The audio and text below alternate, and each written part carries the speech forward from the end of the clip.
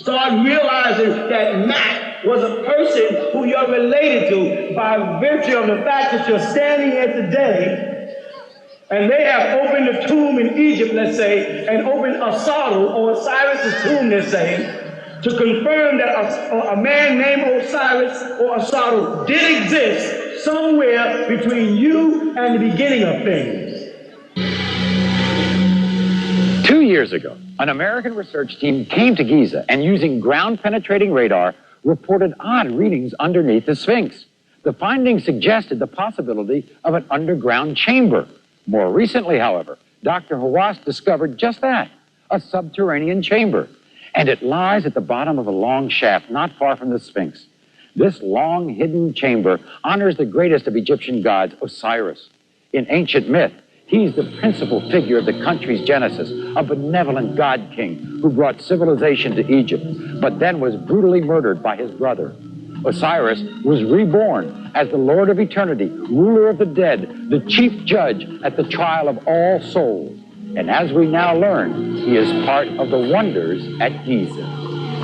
About 2,500 years ago, the Greek historian Herodotus, who I guess you could call the world's first foreign correspondent, visited this site. Local villagers and guides told him that he could find the tomb of a king buried deep beneath the Giza Plateau. Well, about a year ago, Dr. Zahi Hawass, who joins me here at the mouth of the shaft, embarked on what he calls his greatest adventure ever. Zahi, you've been doing this for some 30 years. Why is this so amazing? Susie, it's amazing because this is the first time that they excavate underneath 100 feet in water. Before, excavate on sand and dirt. And also at the same time, I discovered that this is what Herodotus talked about. And I found that this is the tomb of Osiris. So we're 100 feet down now. What is this? Susie, this is the tomb of Osiris. The god of the underworld. This once extravagant mausoleum, a moat with 4 pillars engraved with hieroglyphics constructed thousands of years ago, was intended to be a symbolic shrine for the keeper of the afterlife. You follow? And no one or no race of people can set claim to Osiris but you. Because when they get into ancient Egypt, or present day Egypt, and they start evaluating the different races that are there, living there today, they can trace them. You came from Syria, you came from Turkey, you came from India, you migrated, you came with the Ottoman invasion, you came with the Berber invasion, and there were indigenous people here. And those people were chased out and moved to different places, and they were snatched up and put in slave ships, and then transported all the way to the U.S. of A. And then they were stripped, mentally stripped of their identity. Their who was taken away. Their what was taken away, and wasn't allowed to even ask why. The greatness that you once were has been removed. They'll tell you, no, black people in America and the Caribbean are African. Africa is a large continent. And as I jump around the continent of Africa, I see different types of faces, nose, eyes, lips, cheekbones, hair textures. And I wonder, who are the indigenous people of this continent before it got broken up into Nigeria, Sierra Leone, Sudan, Chad, Djibouti, Eritrea, Ethiopia? Who were these people? And what did they look like? They'll say, well, see, you people in America, some of y'all are light-skinned with curly hair, some of y'all are dark-skinned with nappy hair, some of y'all got long features, and some of y'all, because the white man mixed with you, but he doesn't have that many features. He doesn't have as many features as we have. He is still traceable genetically back to the geographical spots on the planet where you can see his roots, which means we can trace him back to Ireland and therefore isolate all the Irish through their own records and see how they have intermingled with us or other races and became Irish people with brown hair, other than genetically what they should be, which is red hair and green eyes, round face, broad nose. We can trace the so-called Jew back through Israel, out of Israel, back up into Russia or Poland or France or any of the places that he converted to that religion and then came into Israel and by the grace of the United Nations was allowed to declare themselves Jews and took the state of Israel. But we look at them, we see some of them in Israel look like Puerto Ricans, and they came there by way of Spain, and they're called Sephardim. And some of them look like ordinary Russians, and they came by way of the Khazar, another group. And they call it Hasidim. And so we can trace them. And we went to France and went into the archives of France and saw what the indigenous people of France looked like, or went into their own past and looked on the walls and saw the carvings of what they said 2, 3, 4, and 5,000 years ago, because they don't go before that. Then we can come back to America and we can walk the streets and we can see the Caucasians who are French who don't even know it. We can see the Irish people who are Irish and don't know it. We can see the Polacks who are Polish and they don't know it. But what we can find is that when we get to Egypt, we can point out these different people and say, your nose is not on that wall. There are mentions of people with red hair whenever they talk about Satuk or Set. They say he was white with red hair because they made reference to his disagreeable nature. And that's recorded. But that's not his characteristic. When I look around this room, and I go to the writings on the wall in ancient Egypt, and I see your head shape, your nose, your lips, your eyes. Some of the things you like me to say. And then your little skinny legs and your pop belly, which you might not want to hear. You're all on that wall. No oversized hips, but you might not want to hear. You follow what I'm saying? And I find where you came into existence. And millions of dollars are being spent keeping you from knowing that. They'll make another Cleopatra movie every 10 years to keep the children thinking Cleopatra is other than you. American Negroes, Puerto Ricans, whatever you want to call us, all the nicknames, the slang names that they call us, they'll do that. Just to hide the fact that once a person can identify with himself, something starts to happen inside. When they openly mention in the public that they have opened a tomb in ancient Egypt, or modern Egypt, they'll say ancient Egypt, and they dug up a mummy, and they say, well, this mummy is Osiris. You know what they just did? They just removed the myth.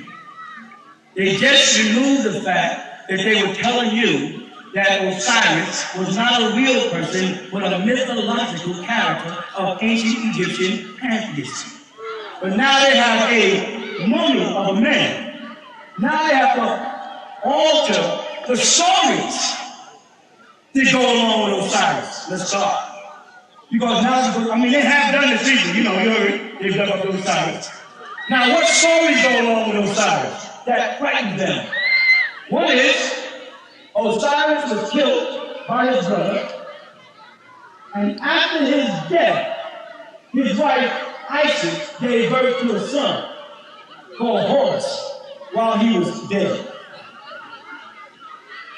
If it sounds mythological, it did years ago, but now the scientists have cracked genetic slicing and taken seeds or cells out of dead people, and they're doing it. They got a mammoth elephant, they're doing it right now.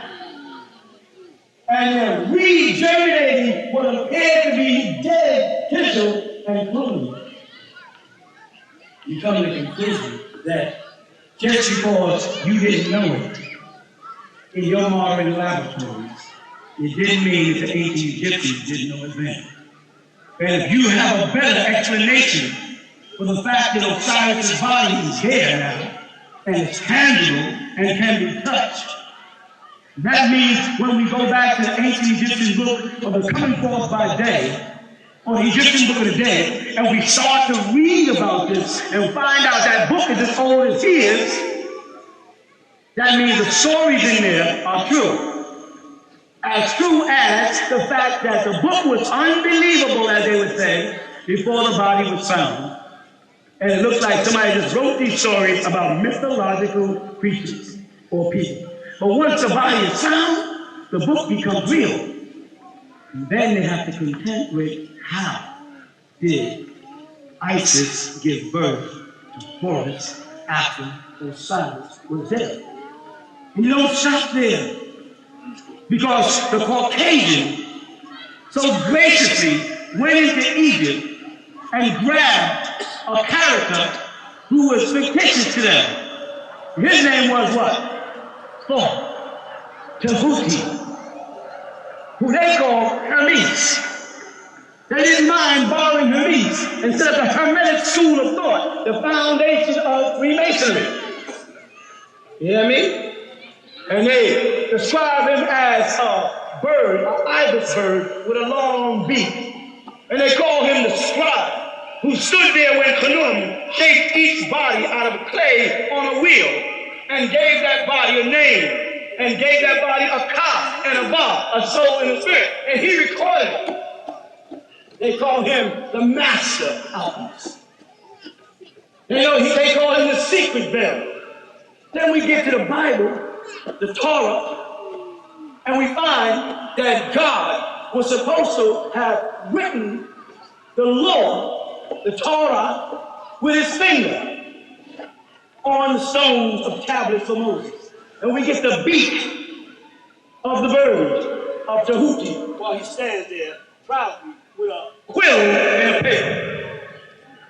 And we find out that when we read the story of Osiris and Isis, that this Tehuti was there, that Thoth was there, as it's called, that Hermes was there, that this wise being of wisdom who kept the records of who was born was there. While Yaanuwn did what? Shaped the body from the clay. Then we go to the Bible and the Quran, and we read, and God shaped man from the clay or the dust of the earth and breathed into man the breath of life, and man became a living the ka and the body again, and the shaping of the body. And it predates the Bible because it's in ancient Egyptian writings that Yaanuwn has a wheel, and he takes the clay and he shapes the body and he makes a duplicate of the body called the ka, and then gives it a soul. And Tehuti advised him as how to do it, and named each creature as they came into the world. Now we go back over to the Isis, Osiris, and Horus story, and we find that Tehuti is there, giving Isis advice on how to find the parts of the body of Osiris. And they found all the parts of the body except what in Egypt was called the ba. This is B-A-H ba, not B-A ba. The ba, which is the penis. And Tehuti had to make something for her to use for the process of reproduction. Tehuti's an alchemist. Alchemist. Kemet. Al-Kemet. The Semitic way of saying the Hamites. The Hamites. People of Ham. Well, in Hebrew, Ham or Ham just happens to mean black or burnt black. And he's called the alchemist. And Ham happens to be the father of Canaan. And Canaan happens to be the father of the white race through a curse, which they tried to lay on us because they said, well, blacks came from the curse of Ham. And it worked. for years because the Caucasian was too stupid to read the Bible. He took the dumb preacher who just said the curse of Ham. And if you look in the Bible in Genesis, it says the curse is not on Ham, the curse is on Ham's son, Canaan. How did they manage to spend that many years without opening up the Bible and saying, well, do you mean the curse is on Canaan or do you mean Ham? They had to use Ham because Ham meant black. And it wouldn't work on Canaan because Canaan means lowlander or low character. It wouldn't work. The whole racist trip wouldn't work the other way around because it didn't apply. So they altered words from their places. Or as they say, some of those who are Jebusites alter words from their places. And they say this when it should be this. Let's get back to the science. Now, Tehuti is there to guide Isis in the reproduction or the birth process of a son after he's already dead. Tehuti is the head of the mystical order and the priest, the wab, as they call it. He's also an alchemist, a chemist. He took the seed from the cells of Osiris and he implanted Isis, and she did what? Became a surrogate mother. Oh, see, 20 years ago, when I said that, they said, no, that's crazy, man. That's impossible.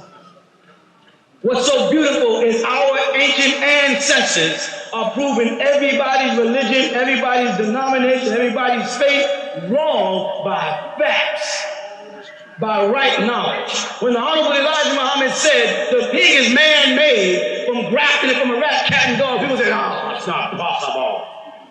You can't do that. Now they're doing it. Now they're crossbreeding animals and making hybrids that are mixed. So now what was impossible has become possible. Now women are having babies outside the womb. They don't need but one tissue to clone. And they can preserve the sperm cell for years and then reanimate. You follow what I'm saying? So if some scientist 2,000 years ago wanted Christ Jesus born again, and they might have been called the Essenes, who lived up in the Qumran in Jordan, and aloof from the people down in Jerusalem who are following the fundamentals of religion. They were a little more mystical. You hear me? They could have set aside a community of alchemists called Essenes practicing Egyptian sciences and preserve the cells of Jesus. You know what I'm saying? When they say that he was on the cross, and then Nicodemus and Joseph of Arimathea went to them and said, let us have the body. There you are. You say, well, wait, let's make sure all the limbs are broken, so we can say that he did not crawl down. This is in the Bible. He did not come down the cross and walk away. You're like, we don't care if it's broken. Because we know what we need from him. We need to get into his sack. We need to get into his fallopian, not his fallopian. We need to get into his prostate. We got to get into the seminal vessel. The seminal vessel where the semen is, and take out. Because I don't care how many women Jesus didn't touch, his body still produced semen. We need that. And once they got that, now it was time to preserve that.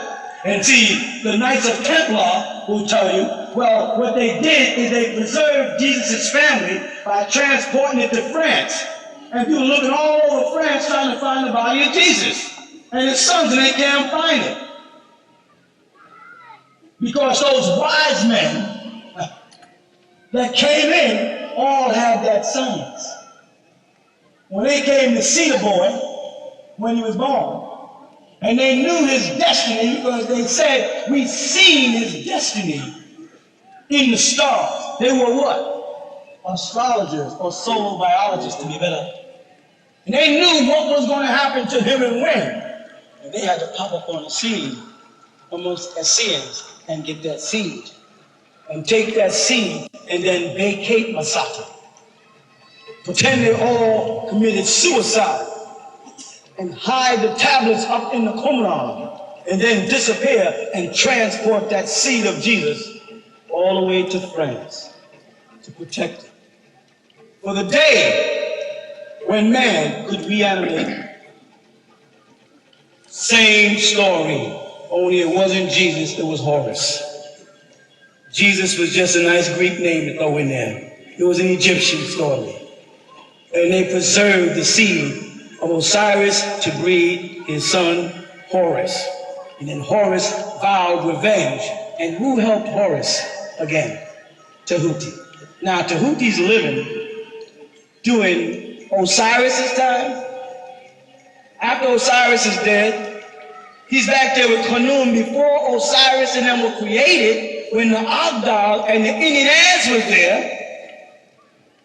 He has no beginning of days nor end of life. He is an Alpha and an Omega being. And he passes down through time and then he pops up again with Horus to show Horus how to get his eye back in, because his eye was taken. His ability to see was removed. But he cut off Seth's testicles. So his ability to procreate would be cut off. There'd be no more Seths to rebel against. And all this was taught by one being. The Bible calls him Melchizedek.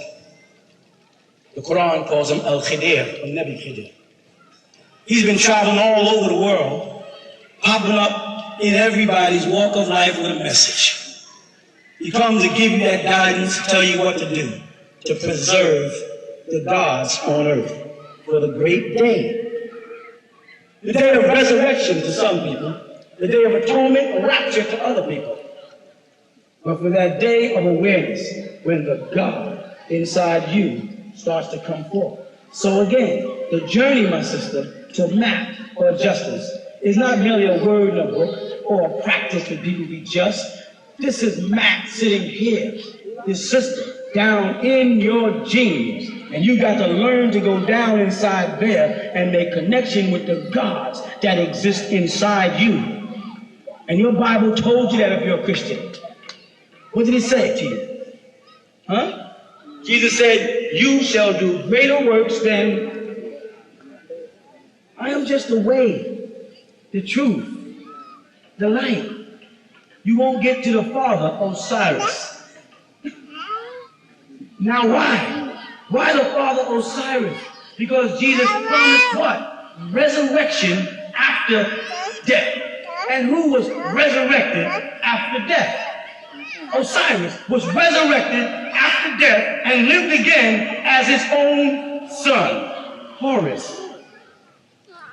That was an Egyptian story that they stole, your story, and they started putting Latin names on it. Christos, Kyrios, Greek words, things that don't apply to us. German names, God, from Gut.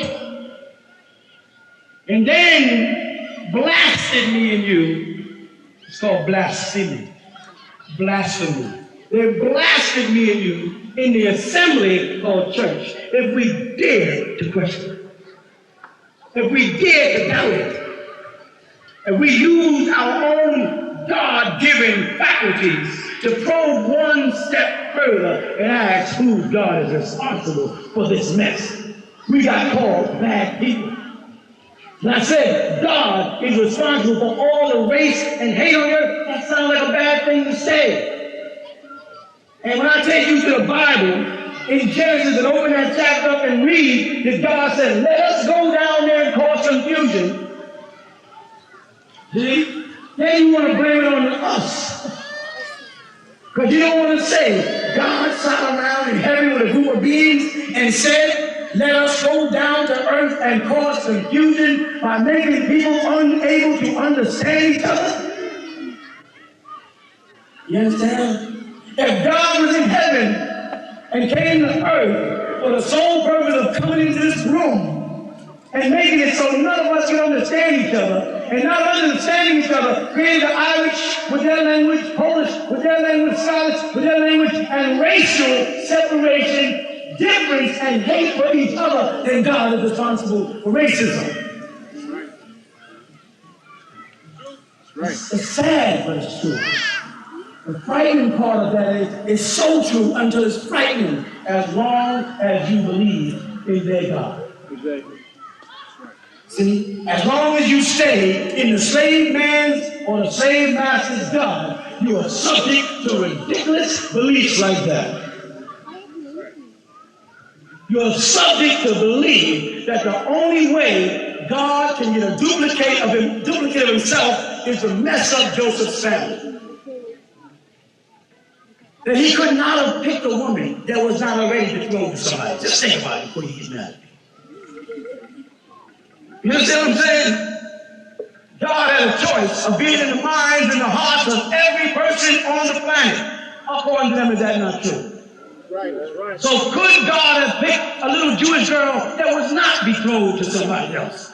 That means, by betrothed, not already promised to Joseph. Couldn't you have picked somebody nobody knew? Some girl that came out the desert? And wouldn't Jesus have the same power? Because he still had to grow wise or wax wise, and when he still had to learn, he still had to prove who he was, and they didn't believe it, so according to them, they killed him anyway. Is that not right? But couldn't you have just picked somebody without an attachment? Without the hassle of having to tell Joseph, I sent an angel, or we chose Mary?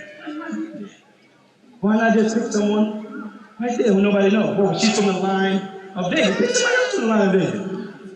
Or we'll create one, you're God. You create something. There's unicorns and stuff, right?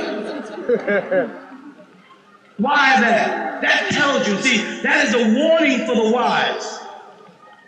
The warning for the wise is a question that God could not leave. God couldn't leave a question or a doubt, because then he loses his potency as God. God makes things clear. So clear that you can't doubt. I'll give you one. I'll give you the most important one. You know what it is? You. That's real. Touch yourself. No, you can do the same thing. I saw you look over there. You can do this there. Just do this. Everybody, let's do this. That's a confirmation.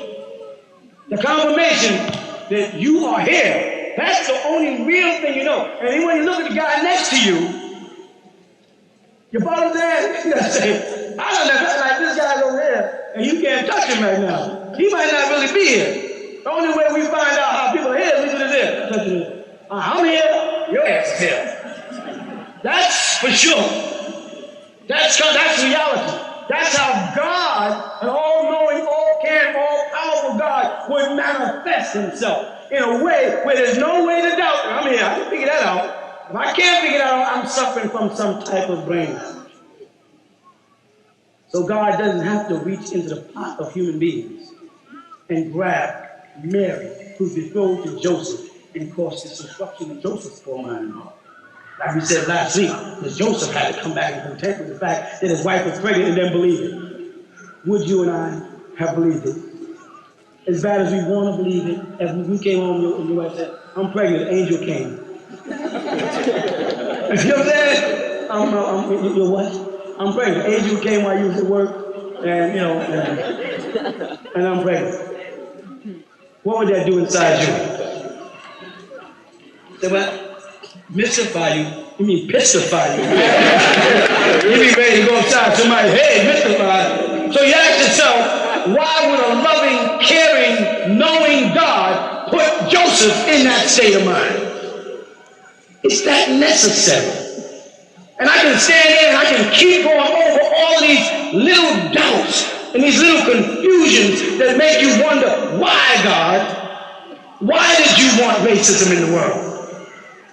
And why did you want your people to be the butt end of the racism? Why we got to catch out? You put us in the best part of the planet Earth. You put us in Africa, where there's oil, diamonds, platinum, uranium, plutonium. I mean, every mineral, every form of wealth. You see? And then, that God, that same God, says in your Bible, the gold in Africa is good. Does he not? He says the gold in Cush or Ethiopia, the gold in that land, Haliva, is good. What does that mean? That A means God was over here in Asia or the Middle East saying the gold over there is good. So God wasn't in Africa with us. The God of that Bible, he was somewhere else making reference to how good our gold was. That's in your Bible. Oh my God. And if God is making a decision on how good our gold is, and gold is created by God, then we must have had a God that created a good gold. His gold was so good that the God of the Bible acknowledged it. And then he sent men to ask, how do you Egyptians make gold? How do y'all turn lead into gold? You heard that old secret mystery? You see, because that's the only way he can maintain being one God. Because if he had to acknowledge that the Egyptian gods put that gold there, then he's acknowledging competition, rivalry, and guess what? The greatest God would be the God that made the best gold. As the mysteries of Egypt intrigued you, the secrets of the pyramids, and the scientists that built them, well, now you can have these secrets. Now you can enter into ancient Egyptian order and learn who and what you are. Who built the pyramids? Why? Medicine, alchemy, the secrets of symbolism revealed to you. Enter the ancient Egyptian order now, now, now.